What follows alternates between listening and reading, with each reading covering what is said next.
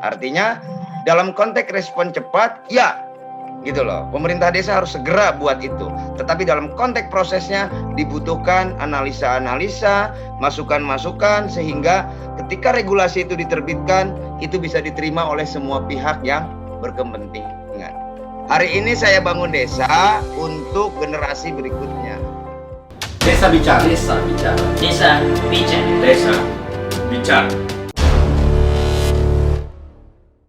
Ada partisipasi, berarti ada inisiatif yang hadir dari masyarakat, gitu ya, untuk sebaik-baiknya membangun desanya, gitu ya.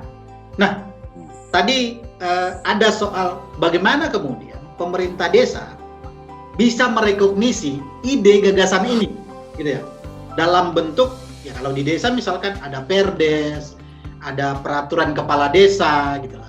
Mungkin kalau ada kerjasama antar desa, ada peraturan bersama kepala desa. Nah, jangan sampai sudah ada partisipasi, ada ide gagasan dari masyarakat, itu tidak terekognisi dalam kebijakan di desa. Nah, Bang Iwan melihat bagaimana sebenarnya harusnya desa dalam ruang ini. Ya, kalau terkait dengan itu, saya tidak melihat itu sebuah masalah. Satu ya. Baik itu misalkan turunan kita menindaklanjuti regulasi yang ada di kabupaten misalkan. Dan itu memang baik, dan itu memang bisa dilaksanakan di desa, kita segera membuat misalkan semacam perdes. Apapun itu ya, regulasi apapun ketika ingin memperkuat, apalagi menyikapi aspirasi dari masyarakat, pemerintah desa harus segera meregulasikan itu dalam bentuk misalkan perdes, semacam surat kepala desa, edaran kepala desa. Nah, tapi kalau kaitannya dengan dengan penggalian, misalkan soal kita akan lihat dulu sebenarnya soal ini larinya kemana, regulasi yang akan kita buat ini. Artinya saya akan baca juga sosial dari regulasi yang akan dihadirkan.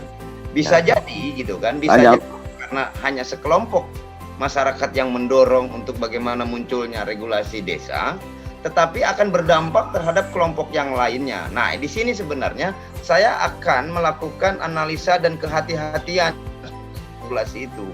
Kan begitu. Misalkan contoh saat ini ada kebutuhan terkait dengan peraturan desa dalam konteks pembatasan atau dalam konteks memanajemen mengatur para pemilik sapi. Nah, ini ya. Jadi rata-rata para pemilik sapi di sini punya sapi 10, 5, 2 ekor itu di gembala bebas, liar di kebun sawit. Di situ juga udah mulai replanting kami. Di situ juga sudah ada juga orang yang bertanam sawah. Banyak gitu tanaman-tanaman itu kemudian dimakan sapi yang digembalakan secara terbuka tadi. Nah, artinya kan kita harus sikapi ini. Kita harus sikapi ini. Tentu, gitu kan, tentu saya akan libatkan semua komponen yang berkepentingan di sini sebelum regulasi itu kita keluarkan. Artinya dalam konteks respon cepat, ya gitu loh. Pemerintah desa harus segera buat itu. Tetapi dalam konteks prosesnya dibutuhkan analisa-analisa, masukan-masukan sehingga ketika regulasi itu diterbitkan, itu bisa diterima oleh semua pihak yang berkepentingan. Menarik tadi misalkan kayak model sosial itu direkognisi, ada inspirasi dari model sosial, itu ada aspirasi yang datang dari partisipasi masyarakat gitu, terus direkognisi. Nah, upaya-upaya ini kan yang sekarang sedang didorong oleh pemerintah desa. Karena harus kita sadari bersama, kayak contoh misal kasus di situasi pandemi ini, negara mengandalkan desa sebagai ujung tombaknya. Gitu. Baik itu soal ketahanan pangannya, kedaulatan pangan, keamanan gitu ya. Nah, desa ini selalu menjadi ujung tombaknya. Kebijakan begitu cepat berubah di nasional gitu ya. Melalui Kementerian Desa misalkan, banyak kebijakan dan perubahan-perubahan yang cukup cepat. Melihat cepatnya perubahan kebijakan dari nasional ke desa ini seperti apa sih, Bang? Baik. Yang pertama itu saya mau bicara soal kesiapan ya. Kesiapan pemerintah desa dalam hal ini adalah katakanlah teamworknya. aparatur desa itu menjadi penting untuk disiapkan terlebih dahulu. Karena setiap desa tentu beda, SDM, aparatur desa itu juga berbeda. Sehingga apapun itu programnya, apapun itu sifatnya, ya, ketika teamwork di desa ini sudah bisa bekerja mantap, solid, kompak begitu, saya kira itu bisa dijalankan. Nah, itu yang pertama. Yang kedua, soal misalkan contoh saja soal munculnya pandemi COVID ini. Saya melihat bahwa tidak maksimalnya fungsi koordinasi, fungsi informasi dari pemerintah di atasnya, baik itu kabupaten maupun kecamatan. Terkesan pemerintah desa ini hanya sekedar menjalankan sebenarnya. Pemerintah desa ini hanya sekedar menjalankan karena ini perintah dari kabupaten, ini perintah dari kecamatan. Karena yaitu tadi, kita tidak melihat kesiapan dulu gitu loh kan, kesiapan kita. Begitu. Yang penting pasang spanduk di ujung kampung, di depan kampung, di kantor desa, COVID. Tapi upaya apa? Hal apa yang harus dilakukan gitu loh. Saya belum pernah merasakan. Paling awal-awal saja ada COVID, ada gugus tugas yang masuk melakukan itu. Nah, itu yang saya bilang, kesiapan apa ya? Kesiapan tim di pemerintah desa itu menjadi penting. Bisa terus melakukan sosialisasi lewat pendekatan-pendekatan. Itu fungsinya BPD, itu fungsinya RT, ini fungsinya lembaga-lembaga yang lain. Itu satu. Yang kedua, terkait dengan hal-hal yang seperti itu juga kadang-kadang menjadi masalah di desa. Artinya begini, kebijakan apalagi ini sifatnya nasional, provinsi, yang karakteristik desa, bentuk desa, kelas desa, karakter masyarakat desa itu kan berbeda-beda. Belum tentu kebijakan atau regulasi yang diamanatkan itu bisa dilaksanakan dengan baik oleh pemerintah desa setempat. Sehingga kemudian menurut saya perlu juga ada advokasi, paling setidaknya ada perlawanan dari pemerintah desa terhadap kebijakan-kebijakan yang sifatnya ya itu tidak bisa dilaksanakan. Saya ambil contoh saja misalkan soal bantuan nih. Soal bantuan COVID misalkan. Penafsiran, penerjemahan kepala desa, desa-desa di sekecamatan Longikis pun berbeda. Berbeda. Masyarakat ini kan cerdas, masyarakat ini pintar membandingkan. Baik membandingkan dirinya sesama satu warga desa maupun membandingkan dirinya dengan warga desa tetangganya.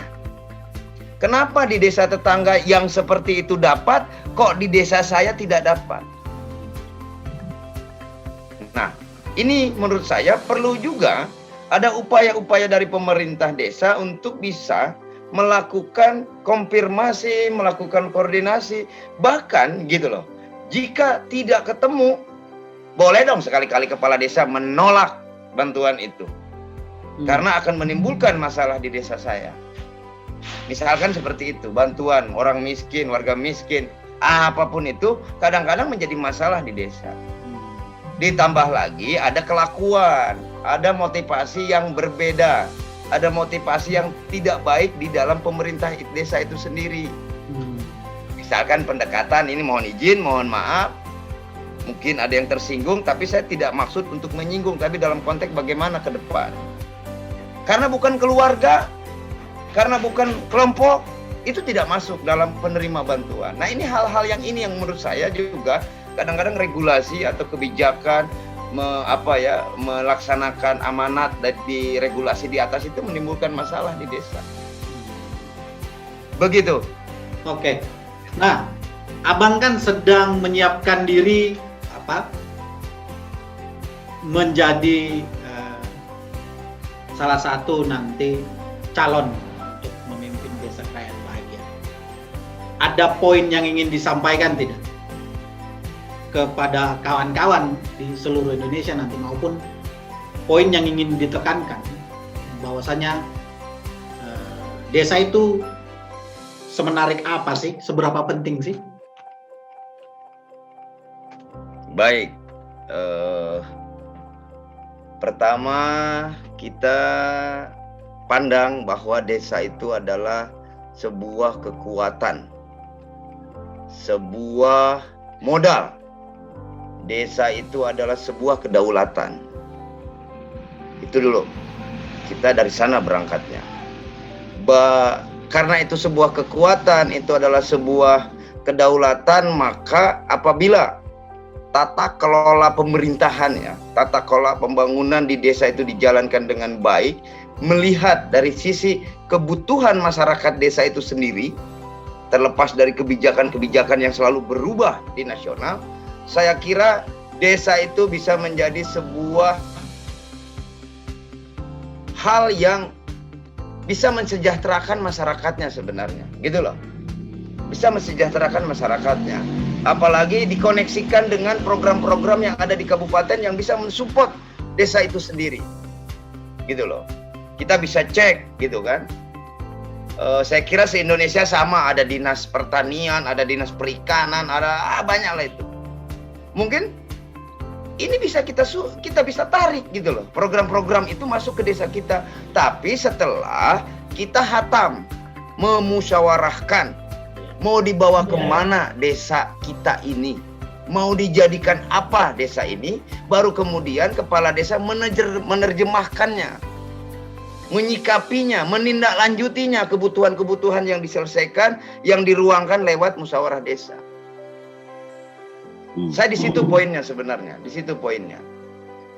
Oke, makasih Bang Iwan. Ngobrol-ngobrolnya dan Bang Ikin dari kebun sawitnya. Semoga panennya meriah. Hari ini saya bangun desa untuk generasi berikutnya. Oke, Ya. thank you ya Bang ya. Oke, ya. Terima kasih. Oke, yuk. Selamat berkegiatan. Selamat siang. Oke, Kin. Ya, apa kabar, Kin? Ya oke Kang, yuk.